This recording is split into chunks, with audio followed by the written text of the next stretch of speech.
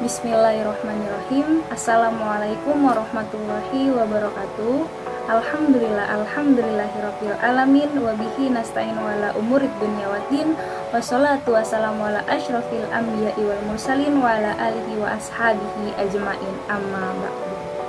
Pertama-tama marilah kita panjatkan puji serta syukur kita kehadirat Allah Subhanahu wa taala yang telah memberikan kita beribu-ribu nikmat, yakni nikmat iman, nikmat Islam, dan juga nikmat sehat walafiat. Semoga senantiasa kita selalu di dalam lindungan. Amin amin ya robbal alamin.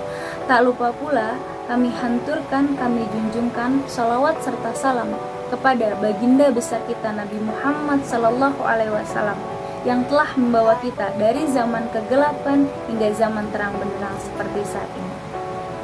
Terima kasih teman-teman yang sudah mengklik video ini. Jangan lupa untuk like, comment, and subscribe.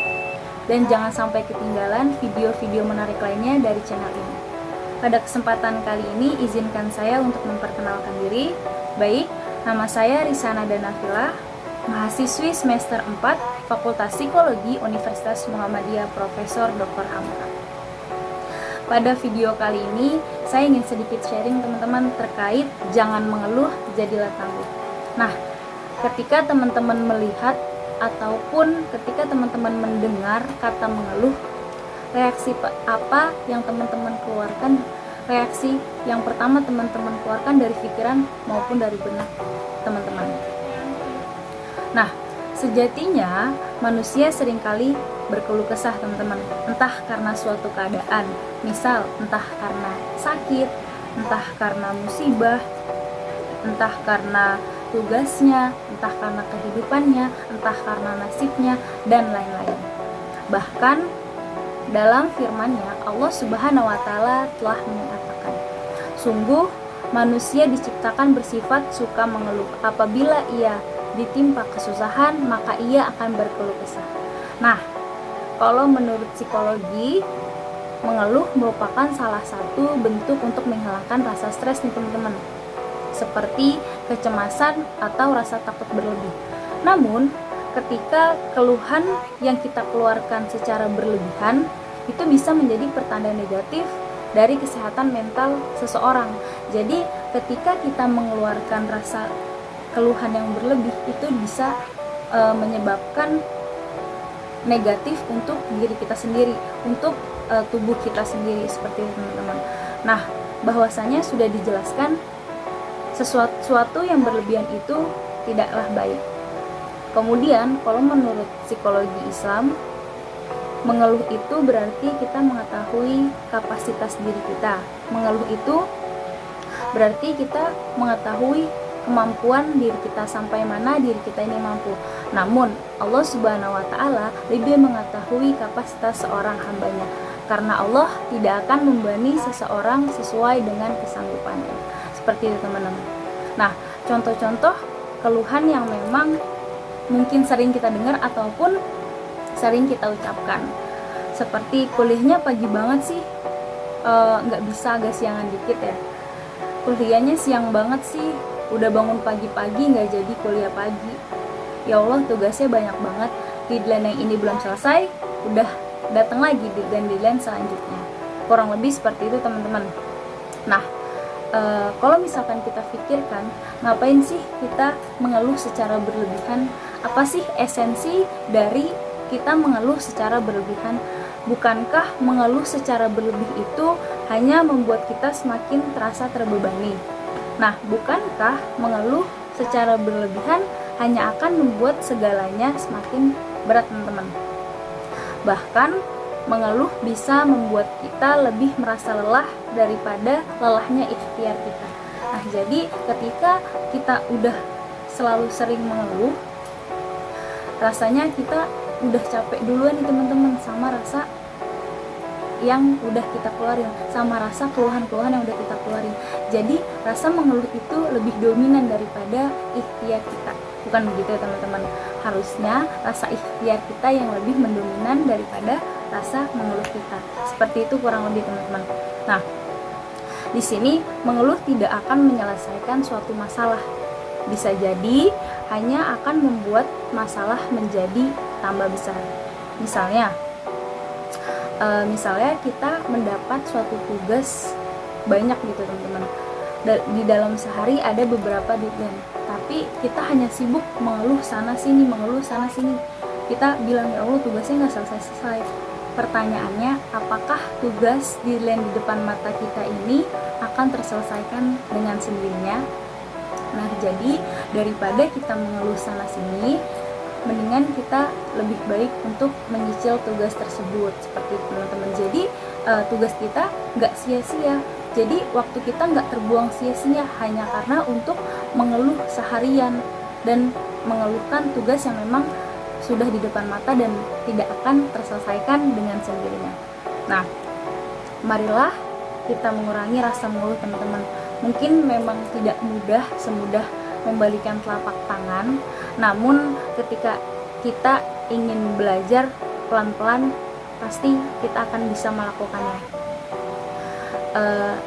Misal kalau jadwal kita padat ataupun kalau tugas kita banyak, kalau misalkan tugas kita banyak ataupun kita mendapat deadline yang banyak, bisa jadi Allah Subhanahu wa Ta'ala ingin membuat kita lebih banyak mencari referensi. Dengan kita mencari referensi tersebut, kita membacanya terlebih dahulu. Nah, mungkin bisa jadi Allah ingin membuat hambanya sering membaca, karena membaca adalah jendela dunia.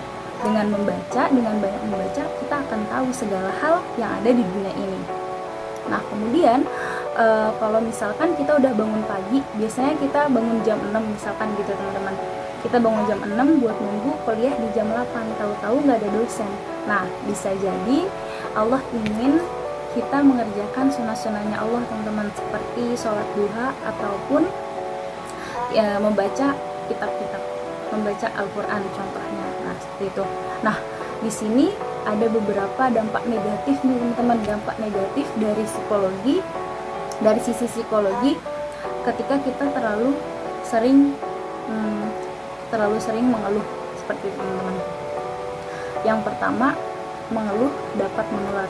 Kok bisa sih mengeluh dapat menular? Kayak gitu kan.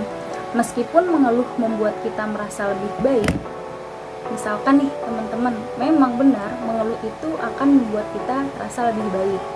Namun apabila dilakukannya secara terus-menerus, mencari solusi yang tepat hanya sekedar mengeluh sepanjang waktu, nggak akan bisa kan teman-teman. Hal itu akan membuat pribadi kita hanya fokus pada hal-hal yang negatif. Jadi ketika kita terus-terusan mengeluh, otak kita ataupun pikiran kita hanya tertuju kepada hal-hal negatif. Nah, sehingga kita sulit nih teman-teman berpikir untuk ke positif. Nah, kenapa sih? Kita balik lagi teman-teman. Nah, kenapa sih kok bisa mengeluh itu menular? Ketika kita curhat teman-teman sama teman kita terkait tugas kita, tugasnya banyak banget ya, tugasnya nggak kelar-kelar ya, tugasnya gimana dong, pusing banget nih, mana dikit lagi udah deadline. Nah, secara nggak langsung, lama-kelamaan teman kita akan terpancing teman-teman, akan terpancing juga untuk mengeluarkan hal-hal yang sama, untuk mengeluhkan hal-hal yang sama. Itu memang terjadi di sekitar kita, dan mungkin memang kita rasain ketika kita mengeluh dengan teman kita terkait apapun, biasanya terkait tugas ya teman-teman. Pasti teman lawan bicara kita pun kepancing untuk ikutan ngeluh terkait tugas. Jadi jangan sering mengeluh teman-teman. Nah, kemudian yang kedua, ada bahaya negatif dari selalu mengeluh adalah terganggunya kesehatan tubuh kita. Kok bisa ya? Mengeluh juga memiliki bahaya buruk bagi kesehatan tubuh kita teman-teman. Jika kita berada bersama dengan orang yang berperilaku negatif atau orang-orang yang suka mengeluh terus-menerus, menyebabkan otak kita juga memiliki reaksi emosional yang sama yang akan kita alami ketika berada dalam kondisi stres. Nah, jadi ketika kita terlalu sering berkumpul dengan orang-orang yang suka mengeluh, nanti kita akan menyebabkan ini nih, otak kita yang reaksi emosionalnya yang sama yang akan kita alami ketika berada dalam kondisi stres. Nah, pada saat itu kondisi stres, emosional kita naik, kemudian terganggunya kesehatan pada tubuh kita, seperti teman-teman. Nah, yang ketiga, ada mengeluh menurunkan sistem imun.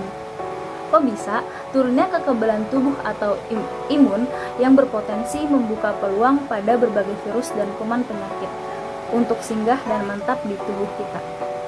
Pada kondisi saat ini, kita harus menjaga imun kita. Pada kondisi virus yang belum mereda ini, kita harus menjaga tubuh kita. Jadi, ketika kita sudah mengetahui bahwasanya sering mengeluh itu dapat menurunkan imun. Nah, semoga kita bisa mengurangi rasa keluhan kita sedikit demi sedikit. Seperti yang tadi awal saya bilang, memang tidak bakal semudah membalikan telapak tangan, namun pasti jika kita niat ataupun jika kita belajar dan terus menerus, rasa keluhan itu atau rasa yang kita miliki, rasa mengeluh itu akan berkurang dengan sendirinya. Nah, kemudian mengeluh hanya memperburuk keadaan. Nah, orang yang sering mengeluh biasanya lupa untuk bertindak. Mereka yang senang mengeluh hanya fokus pada keluhannya saja tanpa mau mencari solusi terhadap permasalahannya. Jadi, orang yang sering mengeluh biasanya hanya fokus terhadap satu titik aja deh teman-teman. Satu titik ya, di mana keluhannya dia, di mana permasalahannya dia. Padahal kalau kita hanya mengeluh saja tanpa berbuat apa-apa, tidak akan menyelesaikan suatu masalah kita, teman-teman. Kalau kamu ingin mengeluh, mengeluhlah kepadanya, mengadulah kepadanya, berdoalah kepadanya, dan mintalah pertolongan. Insya Allah segala apa yang dikeluhkan akan terasa lebih ringan. Allah Maha mendengar, bahkan Allah pendengar yang paling setia, yang terbaik. Dia yang menjaga mengetahui segala isi hati, karena dialah sang pendengar terbaik segala doa bagi semua hambanya. Nah teman-teman, boleh jadi keadaan yang kita keluhkan pada saat ini adalah keadaan yang orang-orang lain inginkan. Baik teman-teman, segitu dulu aja sharing dari saya. Kurang lebihnya dimaafkan jika ada kurang datangnya dari saya pribadi, namun jika ada lebihnya datangnya dari Allah Subhanahu wa Ta'ala. Akhir kata, wassalamualaikum warahmatullahi wabarakatuh.